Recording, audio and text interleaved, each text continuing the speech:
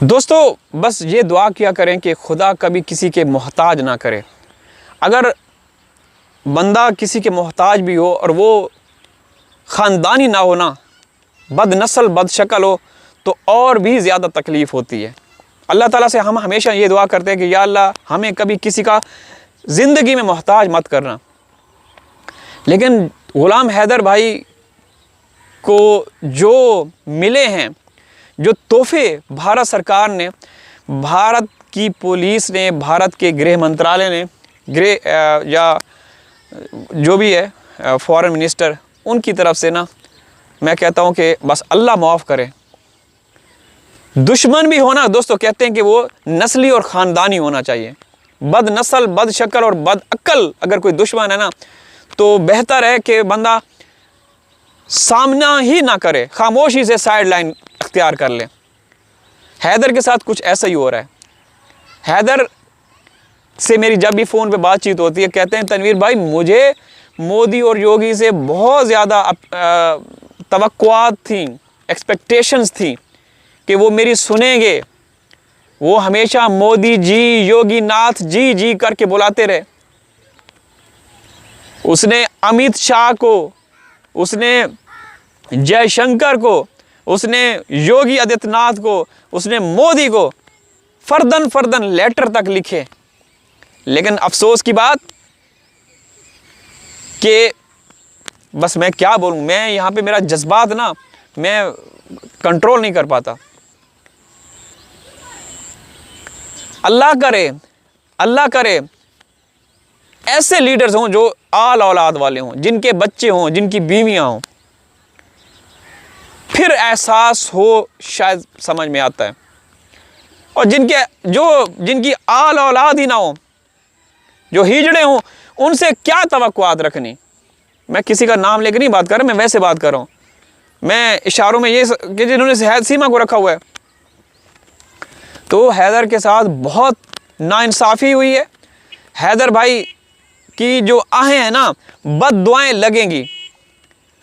आहें बच्चों की हों, बुज़ुर्गों की हों, जिसकी भी हों, अगर वो मज़लूम है ना, मज़लूम की आहें अर्श हिला देती हैं, अर्श हिला देती हैं।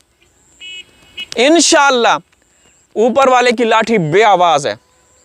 सीमा को छूट दी हुई है, जो कि जेल में जिसको होना चाहिए था, उसकी हर बात को सही माना जाता है, जो कि झूठ की फैक्ट्री, झूठ का गोदाम है।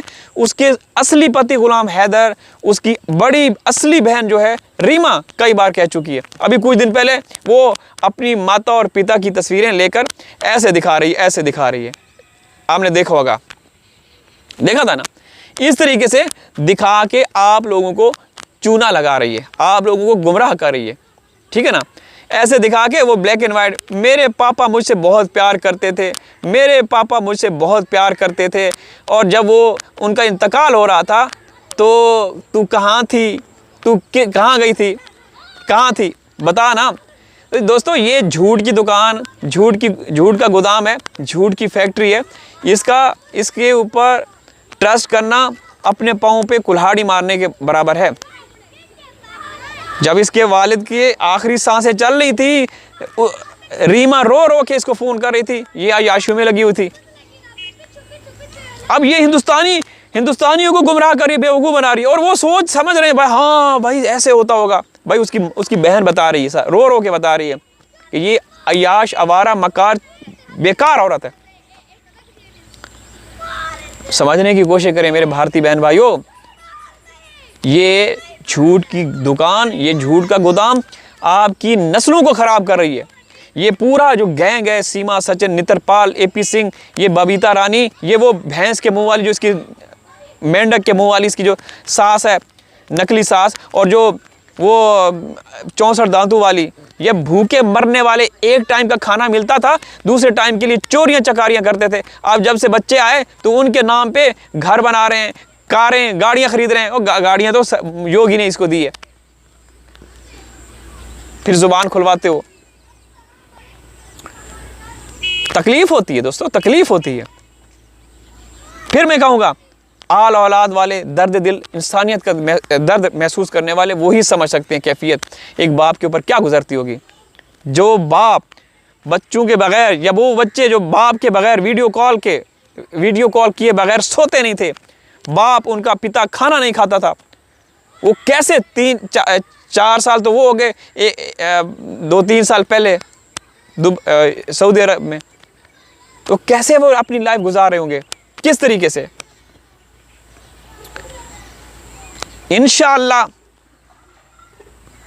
मायूस नहीं है, मायूसी कुफर है। हमारे इस्लाम के हिसाब से मायूसी कुफर है। दुनिया उम्मीद पे कायम है। ये सरकारें, ये इदारे, आपके ये विभाग कुछ भी कर लें, सीमा के तलवों में बैठ जाएं, आपके योगी मोदी सीमा के पांव दबाएं, जूते साफ करें, एक ताकत है, सुप्रीम ताकत, ऊपर वाली ताकत, वो इंसाफ करेगी। जितना आप बेशक इसको पाल पोस लो, इसका इस्तेमाल कर लो, वो बच्चे हैं, वो इंतकाम लेंगे इंशाअल्लाह। समझ रहे हैं? बच्चे इंतकाम लेंगे। गुलाम हैदर का जो बड़ा बेटा फरहान खान बलोच, एक गैरतमंद बाप का गैरतमंद बेटा, कई बार मैंने आपको कहा है, मैंने वीडियोस दिखाई है कि जब भी वो सामने आता है ना, कभी ऐसे कभी इस तरह, ऐसे वो सोचों में गुम होता है, वो हमेशा सोचों में गुम होता है। समझ रहे हैं ना? मैं देखें किस माहौल, किस वातावरण में बैठा हुआ हूँ, बहुत ही शानदार, पीछे हरियाली, घास देखें, ये बाजरे की फसल है। और पहले तो बाग होता था, बाग क्या सफाई करवा दी, ख़त्म करवा दिया, अब आम लगा रहे हैं, चौसा आम। तो दोस्तों मैं अर्ज़ कर रहा था कि हैदर के साथ बहुत बुरा हो रहा है। हैदर के साथ ये इतिहास में लिखा जाएगा। ये पहला मौका था जब दोनों देशों की जनता एक ऐसी भगोड़ी क्रिमिनल वारदाती अपराधी औरत के अगेंस्ट लड़ रही थी, लेकिन हुआ क्या कि आपकी सरकार ने उनको अपनी आगोश में लेकर उनको सुरक्षित जगह पे पहुंचा दिया। अरे क्रिमिनल वारदाती अपराधी औरत और इसका जो नकली पति है सचिन, क्या ये क्रिमिनल वारदाती नहीं है? 100% है।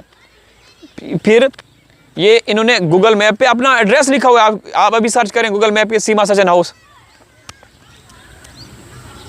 तो ये क्यों कर रहे हैं? इतने ये संतुष्ट बेगैरत क्यों हैं? क्योंकि इनके जो आका हैं वो संतुष्ट बेगैरत हैं।